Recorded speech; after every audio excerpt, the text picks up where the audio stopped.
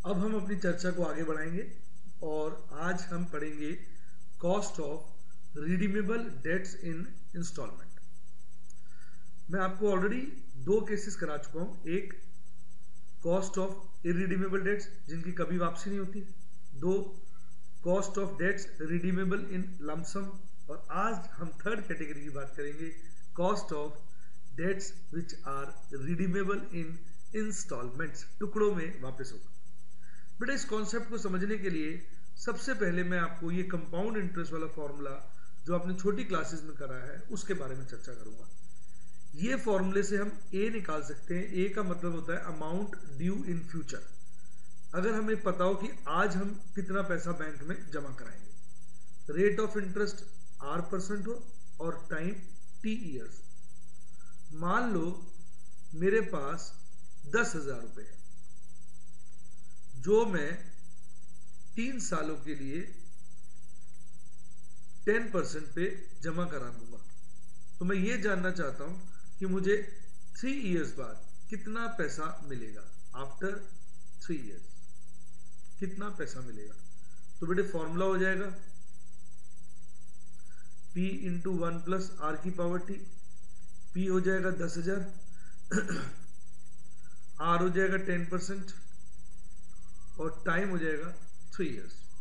तो देखिए क्या आंसर आता है।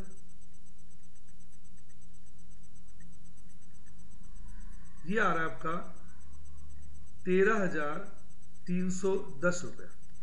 यानी अगर मैं आज बैंक में 10,000 रुपये जमा कराऊं, रेट ऑफ इंटरेस्ट 10% हो, समय 3 साल हो, तो 3 साल बाद मुझको 13,310 रुपया मिलेगा। तो जैसे इस फॉर्मूले से हमने आज की वैल्यू से फ्यूचर की वैल्यू निकाल ली, मतलब P से A निकाल लिया, इसी प्रकार बेटा हम A से P निकाल सकते हैं। यानी अगर हमें फ्यूचर की वैल्यू पता हो तो उससे हम आज की प्रेजेंट वैल्यू निकाल सकते हैं। देखिए कैसे। P हो गया, P हो गया, देखिए P हो गया A अपॉन 1 प्लस R की पावर T। अब मान लीजिए एक आदमी कह रहा है कि मैं आपको 3 साल बाद 10,000 दूंगा, यानी टाइम क्या हो गया 3, क्यों? आफ्टर 3 इयर्स कह रहा है, और रेट ऑफ इंटरेस्ट जो है 10% है। तो हम ये जानना चाहते हैं कि उसकी आज की वैल्यू क्या होगी, मतलब जो 10,000 वो 3 साल बाद देगा, अगर वो हमें आज मिल जाए तो आज उसकी प्रेजेंट वैल्यू क्या होगी। तो वो हो गया हमारा P। तो वो हो जाएगा बेटा A की जगह आ जाएगा 10,000, R की जगह आ जाएगा 10% बेटा, और टाइम की जगह आ जाएगा 3 इयर्स। देखिए क्या आंसर आता है कैलकुलेटर में। देखिए 10,000 divided by 110% divided by 110% divided by 110%, 3 bar divide कर दिया। तो ये रकम आ गई आपकी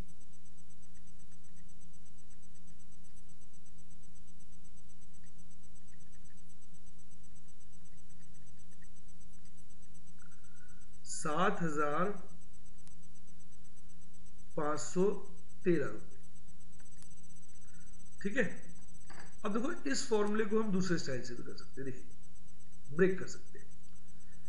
P is equal to A into 1 upon 1 plus R की पावर T।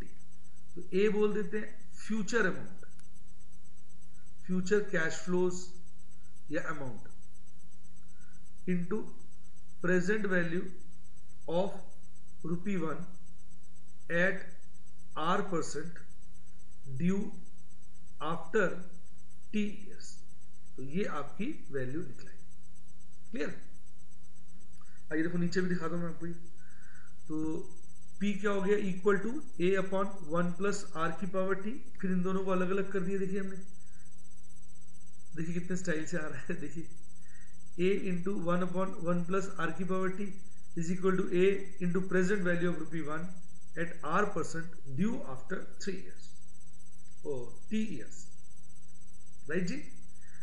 अब हम इसको कैसे करते हैं, मैं एक क्वेश्चन से आपको दिखाता हूं। देखिए ये टेबल है, कहते हैं कि एक आदमी को 4 लाख रुपया 1 साल बाद मिलना है, 3 लाख रुपया 2 साल बाद मिल रहा है और 5 लाख रुपया 3 साल बाद मिल रहा है। 1 साल बाद, 2 साल बाद, 3 साल बाद। तो कहता है उसकी प्रेजेंट वैल्यू बताओ, आज की वैल्यू बताओ। अगर रेट ऑफ इंटरेस्ट क्या है 10%, तो बेटे यहां आप लिख दो ईयर्स 1 2 3। यहां लिखो कैश फ्लोज, क्या मिलना है। कैश फ्लोज मतलब क्या मिलना है। 4 लाख 1 साल बाद, 3 लाख 2 साल बाद, 5 लाख 3 साल बाद। और यहां लिख दो present value of ₹1 at the rate of 10%। ठीक है, अब ये कैसे निकालते हैं। कैलकुलेटर पे आप लिख सकते हैं 1 प्लस 10% डिवाइड इक्वल टू 1 बार, इक्वल टू 2 बार, इक्वल टू 3 बार। तो जैसे जैसे आप इक्वल टू दबाएंगे ना तो आपकी वैल्यूज आती रहेंगी। देखिए मैं आपको दिखाता हूं, देखिए इस पे देखिए, आपको डिस्प्ले आना चाहिए। देखिए देखिए 1 प्लस 10% डिवाइड, फिर 1 बार इक्वल टू, ये 1 साल की वैल्यू आ गई, 2 बार इक्वल टू, ये 2 साल की वैल्यू आ गई, और 3 बार इक्वल टू, ये 3 साल की वैल्यू आ गई। ठीक है, तो एक बार फिर से करते हैं। 1 plus 10%, 1 plus 10% divide equal to, 1 साल की वैल्यू आ गई 0.9091, 2 डेसिमल्स ले रहा हूं, 0.86 नहीं है,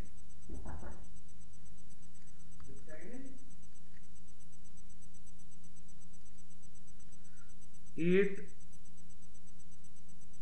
ये वाली वैल्यू हो जाएगी 2 साल बाद वाली 0.8264, 3 साल बाद वैल्यू हो जाएगी 0.7513। अब आप निकालोगे डिस्काउंटेड कैश फ्लो। वो कैसे निकालोगे, इन वैल्यूज को मल्टीप्लाई करके इक्वल टू दबा दो।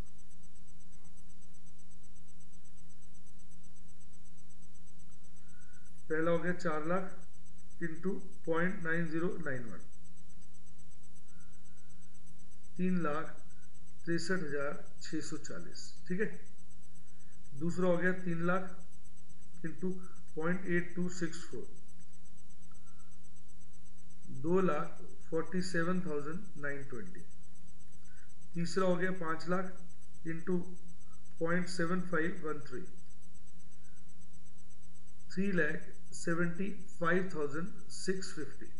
अब इनको आप जोड़ लीजिए तो टोटल प्रेजेंट वैल्यू आ जाएगी प्लस 247,920 प्लस 363,640, जोड़ लीजिए 9,87,210। तो ये आपकी प्रेजेंट वैल्यू है। तो एक बार आप इसको फिर देख सकते हैं, प्रेजेंट वैल्यू ऑफ ₹1 कैसे निकालते हैं। देखिए इधर कैलकुलेटर में देखिए, दिख रहा है आपको। देखिए 1 प्लस 10% डिवाइड, इक्वल टू दबाएंगे तो 1 साल बाद की वैल्यू आ जाएगी। देखिए फिर इक्वल टू दबाएंगे 2 साल बाद की वैल्यू आ जाएगी, फिर इक्वल टू दबाएंगे 3 साल बाद की वैल्यू आ जाएगी। तो आप इस तरीके से उसको करिए कैलकुलेटर पे, आपकी वैल्यूज आ जाएगी। तो ये होता है हमारा प्रेजेंट वैल्यू का कॉन्सेप्ट। ये हमारा यूज होगा cost of debts redeemable in instalment के लिए। चलिए अब आगे बढ़ते हैं। देखिए अब हम निकालेंगे कॉस्ट ऑफ रिडीमेबल डेट्स। ठीक है जी, cost of redeemable debts in instalments. देखो जो मेथड मैं आपको अब सिखाने वाला हूं, ये इस केस में तो लगता ही लगता है। इसके अलावा ये इस केस में भी लगेगा जब डिबेंचर्स लमसम में रिडीम होंगे और क्वेश्चन हमसे कहता है कि एग्जैक्ट या ट्रू कॉस्ट ऑफ डेट निकालिए। यानी लमसम की जो कॉस्ट निकालने का फॉर्मूला मैंने आपको पहले सिखाया था ना, वो ठीक फॉर्मूला है, पर वो थोड़ा सा अप्रोक्सीमेट आंसर देता है। अगर आप इस मेथड से करेंगे जो मैं सिखाने वाला हूं तो फिर आपको एग्जैक्ट आंसर मिलेगा। अब ये मेथड क्या कहता है, ये कहता है कि cost of debt is that rate at विच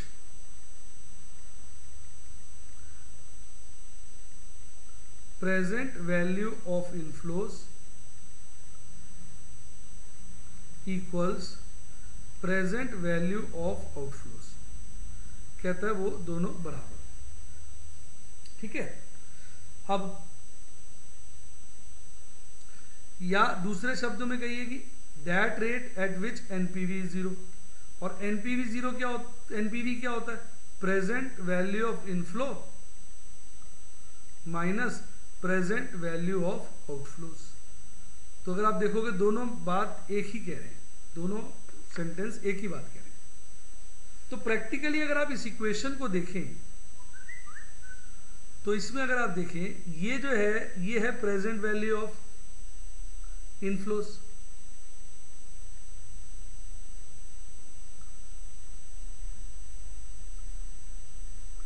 और ये जो मैं लिख रहा हूं ये है प्रेजेंट वैल्यू ऑफ आउटफ्लोज। ठीक है नी। अब कैसे ये आउटफ्लोज देखो, इतना LR1 लोन हम 1 साल बाद पे करेंगे, साथ में I1 इंटरेस्ट देंगे जिसपे हमें टैक्स बेनिफिट मिलेगा 1 - T। और आपको मैंने बताया ये इंटरेस्ट हमारा खर्चा होता है, और गाना भी बताया, इनकम होगी टैक्स लगेगा, खर्चा होगा टैक्स बचेगा।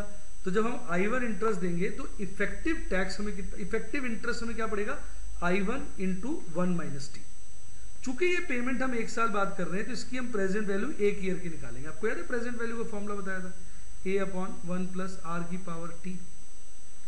तो इसी तरह 2 साल बाद हम इतना लोन वापस करेंगे, इतना इंटरेस्ट देंगे जिसपे टैक्स बेनिफिट की वजह से नेट इंटरेस्ट ये पड़ेगा, और इसकी 2 साल की प्रेजेंट वैल्यू निकालेंगे, और ये प्रक्रिया चलती रहेगी लास्ट तक। ये लास्ट इंस्टॉलमेंट से उनकी प्रेजेंट वैल्यू।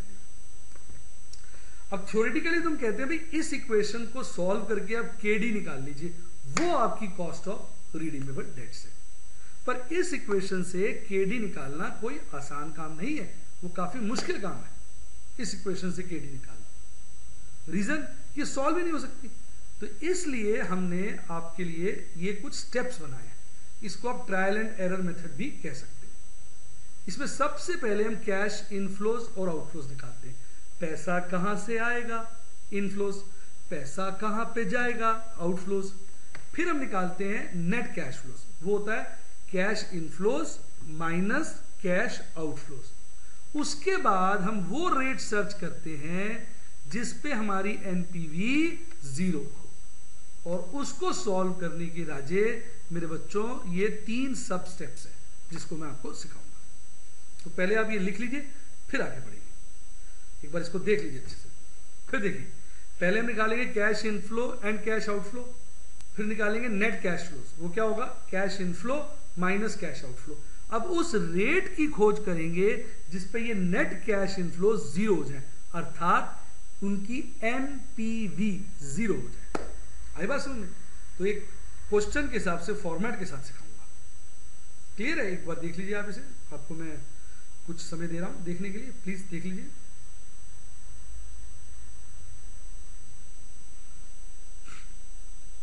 हाँ जी, चेक कर लीजिए। अब एक इलस्ट्रेशन के साथ, फॉर्मेट के साथ समझाया जाएगा, तब क्लैरिटी होगी। आइए आगे बढ़ते हैं। अब इस टेबल से हम तैयार करते हैं अपने net cash flows. Table 2 parts में है। यहां पर लिख रहे हैं हम अपने कैश इनफ्लोज, यहां लिख रहे हैं कैश आउटफ्लोज, और ये आपके ईयर्स हैं। पहला कैश इनफ्लो होता है इशू ऑफ डिबेंचर्स। जब आप डिबेंचर इशू करेंगे तो पैसा आएगा, और आउटफ्लो हो जाएगा लोन रीपेमेंट। जब आप डिबेंचर्स रिडीम करेंगे तो पैसा जाएगा। हर साल आप इंटरेस्ट देंगे, गाना याद करिए, इनकम होगी टैक्स लगेगा, खर्चा होगा टैक्स बचेगा। अगर आप इंटरेस्ट देंगे तो आपको इंटरेस्ट पर टैक्स बेनिफिट मिलेगा, जो आपका कैश इनफ्लोज हो जाएगा। फिर इशू एक्सपेंस जो है आपके आउटफ्लो हो जाएंगे, इशू का खर्चा, पर इशू एक्सपेंस है इसलिए उस पर भी आपको टैक्स बेनिफिट मिलेगा। इसके बाद आप ये 3 चीजें जोड़ लोगे तो आपको इनफ्लोज मिल जाएंगे। इसी तरह ये वाले 3 कॉलम्स जोड़ लोगे तो आपको आउटफ्लो मिल जाएंगे। फिर आप इनफ्लो माइनस आउटफ्लो निकाल देना, A माइनस B। ठीक है? फिर देखिए, इनफ्लोज में इशू ऑफ डिबेंचर पैसा आया, आउटफ्लो में रिडम्पशन ऑफ डिबेंचर पैसा गया, आउटफ्लो में पेमेंट ऑफ इंटरेस्ट पैसा गया इनफ्लो में, टैक्स बेनिफिट ऑन इंटरेस्ट पैसा आया, इशू एक्सपेंस पैसा गया, tax benefit on issue expense पैसा आया, इनफ्लोज जोड़े आउटफ्लोज जोड़े, इनफ्लो माइनस आउटफ्लो किया, नेट कैश फ्लोज आ गया। अब एक एग्जांपल से बताता हूं, ये एग्जांपल देखिए आप, देखिए अब इसमें हमने 10 लाख के डिवेंचर इशू किए हैं और उस पर इशू एक्सपेंस आए हैं 50,000 के, रेट ऑफ इंटरेस्ट 20% है, डिवेंचर्स जो रीपे होंगे वो 5 इक्वल इंस्टॉलमेंट्स में होंगे विद इंटरेस्ट, और जो इशू एक्सपेंस है वो इनकम टैक्स में 5 इक्वल इंस्टॉलमेंट में टैक्स पर्पस के लिए क्या किए जाएंगे, राइट ऑफ किए जाएंगे। आइए अब इधर देखते हैं, देखिए फर्स्ट पीरियड में 10 लाख आया, 0 पीरियड, 0 मतलब आज, 1 मतलब 1 साल बाद, 2 मतलब 2 साल बाद, 3 मतलब 3 साल बाद। तो उसके बाद आप 2-2 लाख करके 5 सालों में अपना ब्याज चुका दोगे। ठीक, एक बार 10 लाख रुपए आए और फिर 2-2 लाख करके आपने 5 सालों में ब्याज चुका दिया। इसके बाद आप हर साल 20% इंटरेस्ट दोगे। तो पहले साल तो आपके 10 लाख के डिवेंचर है जिसपे आप 2 लाख का इंटरेस्ट दोगे, फिर 1 साल बाद आप 2 लाख उतार दोगे, डिवेंचर रह जाएंगे 8 लाख, 8 लाख का 20% होगा 1,60,000। फिर 2 साल बाद आप 2 लाख और उतारोगे, आपके डिवेंचर रह जाएंगे 6 लाख, 6 लाख का 20% इंटरेस्ट होगा 1,20,000। फिर 3 साल बाद आप 2 लाख उतारोगे, तो चौथे साल आप 2 लाख ही यूज करोगे, सॉरी 3 साल बाद 1 लाख उतारोगे, 3 साल बाद 2 लाख उतारोगे और फिर चौथे साल 4 लाख यूज करोगे। देखो ना, 1 साल बाद 2 लाख उतारा, 2 साल बाद 2 लाख उतारा, 3 साल बाद 2 लाख उतारा, तो चौथे साल कितना यूज करोगे, 4 लाख, उसका 20% 80,000 इंटरेस्ट दोगे। और फिर 4 साल के एंड पर आपने 2 लाख फिर उतारने, तो 5वें साल केवल आप 2 लाख बचे हुए यूज करेंगे, जिसका इंटरेस्ट 20% क्या होगा, 40,000। और 5वें साल के एंड में आप इस 2 लाख को भी उतार दोगे, आपका इंटरेस्ट खत्म हो जाएगा। फिर देखिए, पहले साल 10 लाख यूज करेंगे, उस पर 20% देंगे, दूसरे साल 8 लाख यूज करेंगे, उस पर 20% देंगे, तीसरे साल 6 लाख यूज करेंगे, उस पर 20% देंगे, चौथे साल 4 लाख यूज करेंगे, उस पर 20% देंगे, और 5वें साल 2 लाख यूज करेंगे, उस पर 20% देंगे।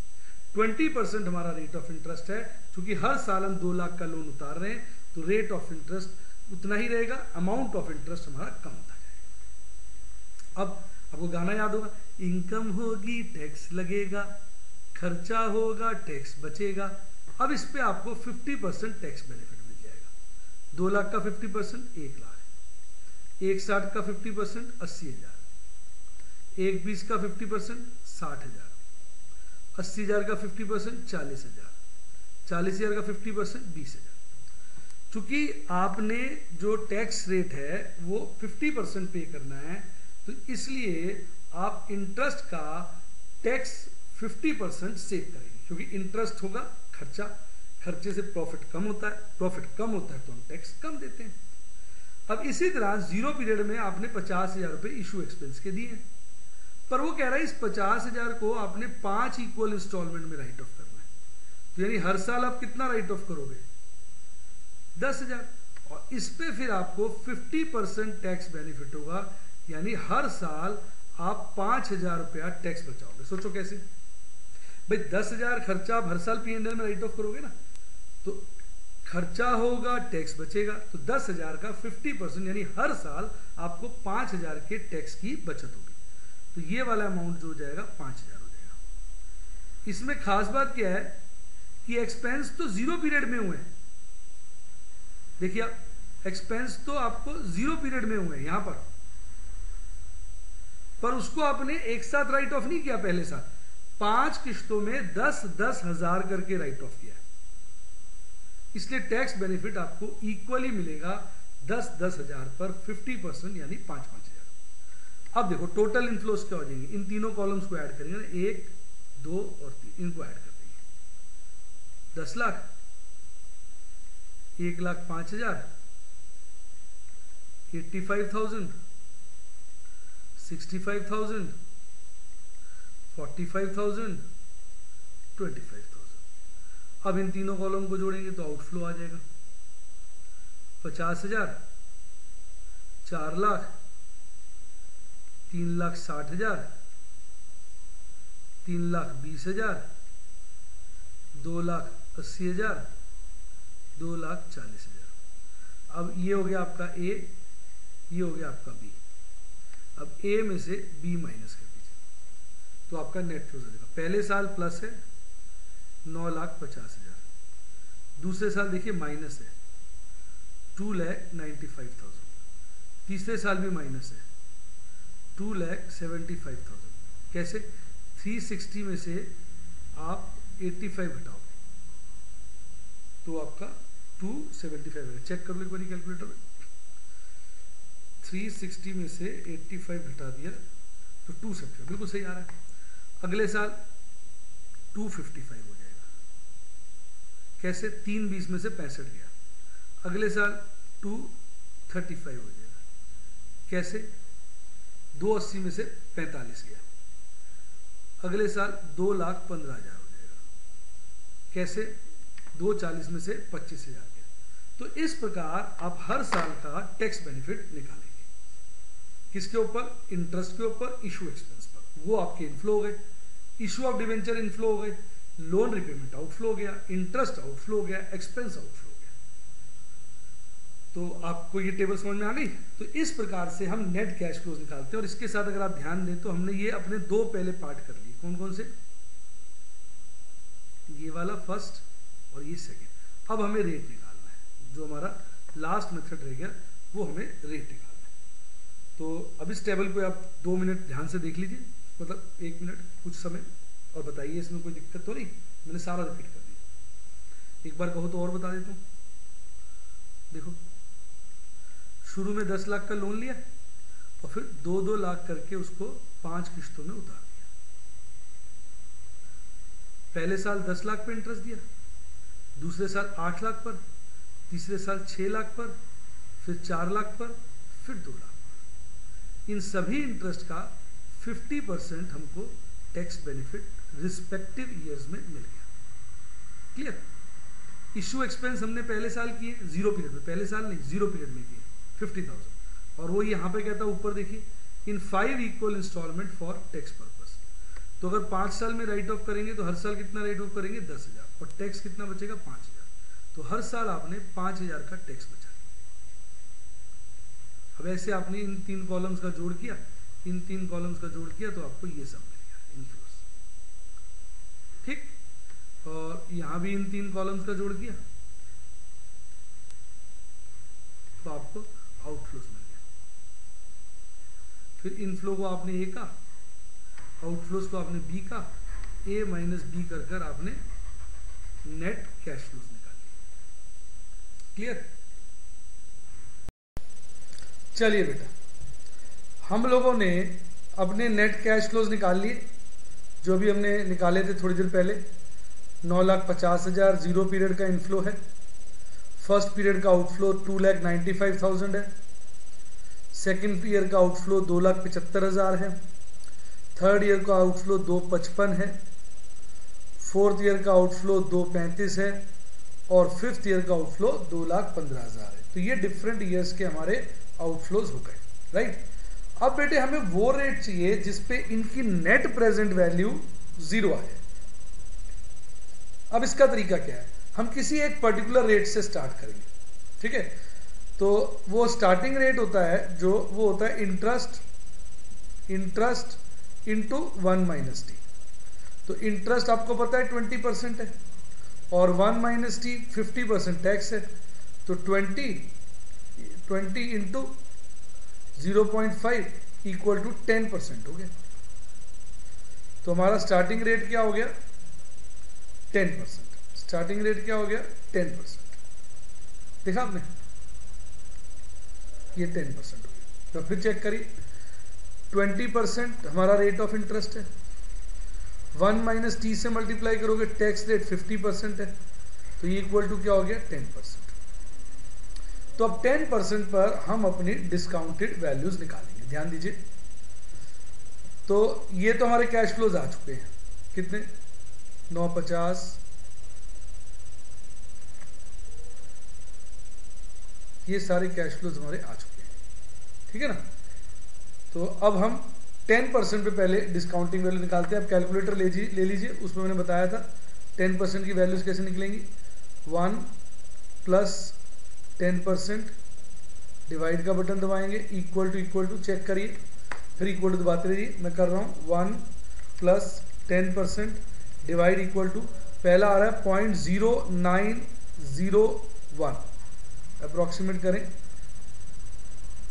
0.90909। दूसरा आ रहा है 0.82644, राउंड कर देंगे तो वो हो जाएगा 0.82645। अगला आ रहा है 0.75135, 0.75131, 0.75131। अगला आ रहा है 0.68301। अपने कैलकुलेटर पे आप चेक करते रहिए, 0.68301। उससे अगला आ रहा है 0.62092, 0.62092। अब हम क्या करेंगे, इन दोनों वैल्यूज को मल्टीप्लाई करेंगे,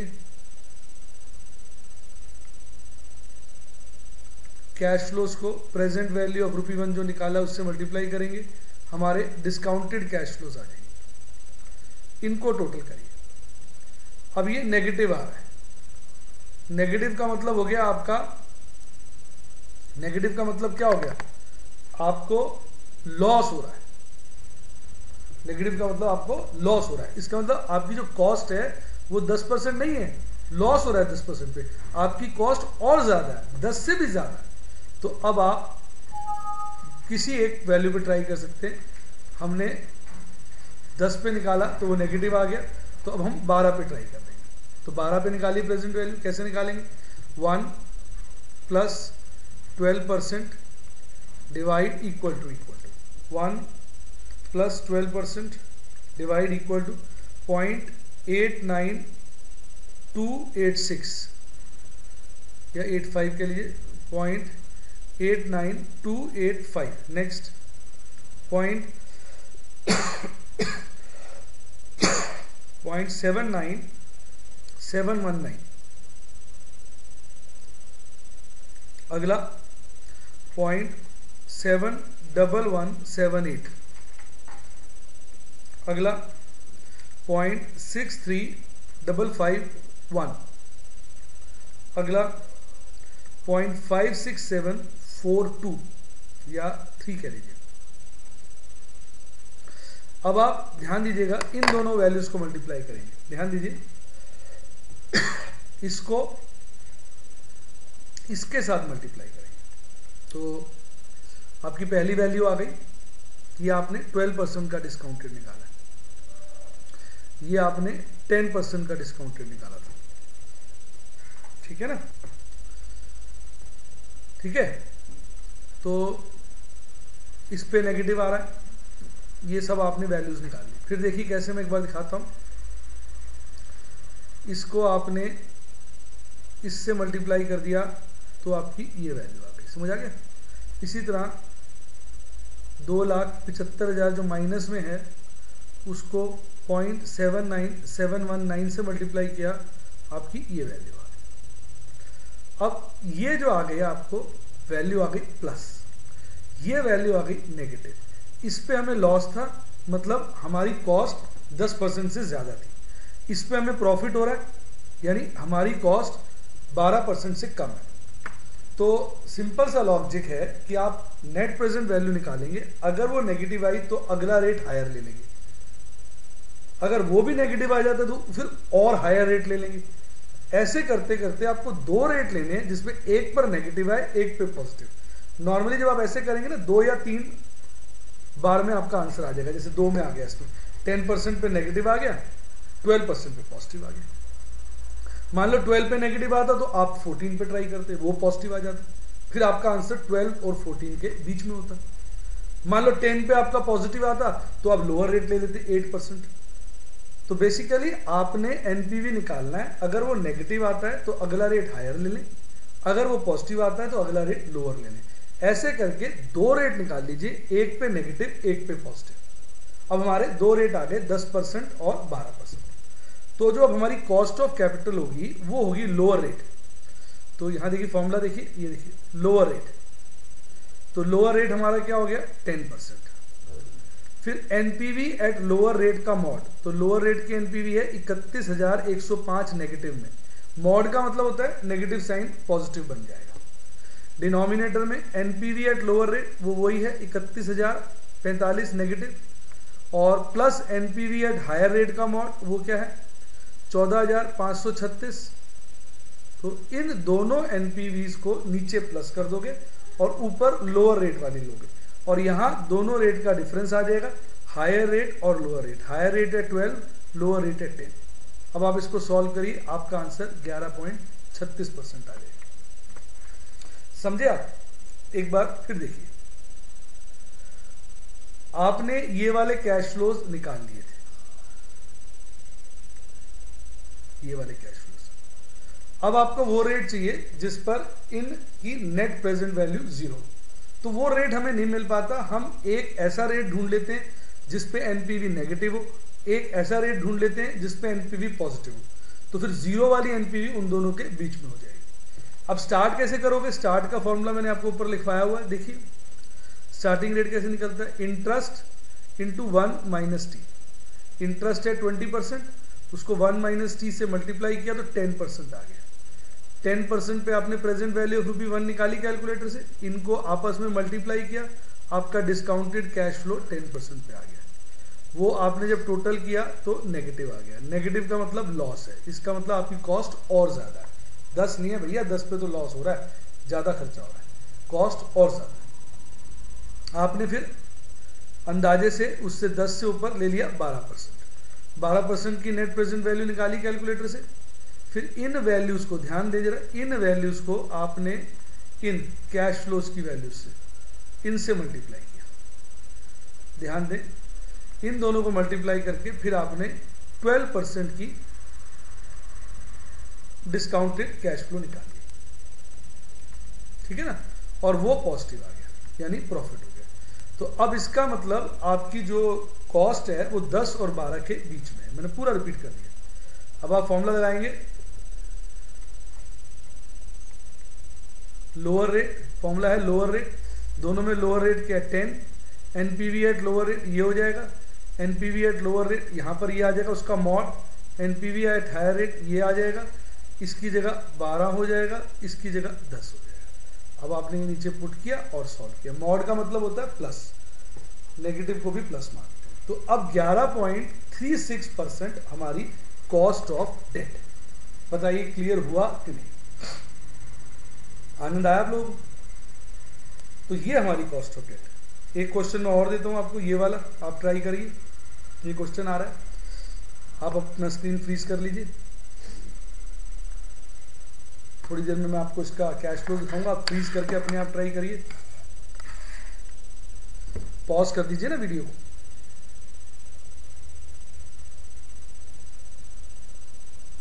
ये देखिए इसका आंसर है, ये आपके नेट कैश फ्लोज आ गए जैसे हमने पहले निकाले थे। अब ये बाकी का पार्ट हो गया। यहाँ पे स्टार्टिंग रेट जो है वो इंटरेस्ट 15% है, टैक्स 40% है, तो 9% से ट्राई करोगे। 9% से नेगेटिव आ गया, देखिए रेट बढ़ा दोगे 11% लोगे, 11% से पॉजिटिव आ गया तो आंसर 9 और 11 के बीच आ जाएगा। क्लियर? ये आप पूरा खुद ट्राई करिए। पहले आप इसको करिए, फ्लोज बनाइए। कैश फ्लोज बनाने के बाद जैसे पहले स्टेप्स बताए थे वो वाले स्टेप्स आप इस पे इस तरह से लगाए तो आपका आंसर आ जाएगा। ठीक है ना? तो ये क्वेश्चन पहले आप ले लीजिए, प्लीज कर लीजिए, चाहे आराम से करिए। उसके बाद ये आंसर है, देखिए दिखा रहा हूं मैं आपको, वीडियो में रिकॉर्ड हो जाएगा ना, उसके बाद आराम से आप इसको मैच करिएगा कि आपका ठीक आया कि नहीं। फिर एक क्वेश्चन और आ जाएगा 12th। देखिए पहले इसके भी आप कैश फ्लोज निकाल लीजिएगा, ये कैश फ्लोज होगा इसके, चेक करिए, खुद ट्राई करिएगा वीडियो पॉज करके। एक बार कैश फ्लोज आ जाए तो उसके बाद ये इसका फाइनल आंसर है। वीडियो पॉज करके ना तसल्ली से आंसर देख लीजिएगा। ये मैंने आपके 2 क्वेश्चंस बनाए थे, ये हो गए और ये हो गया।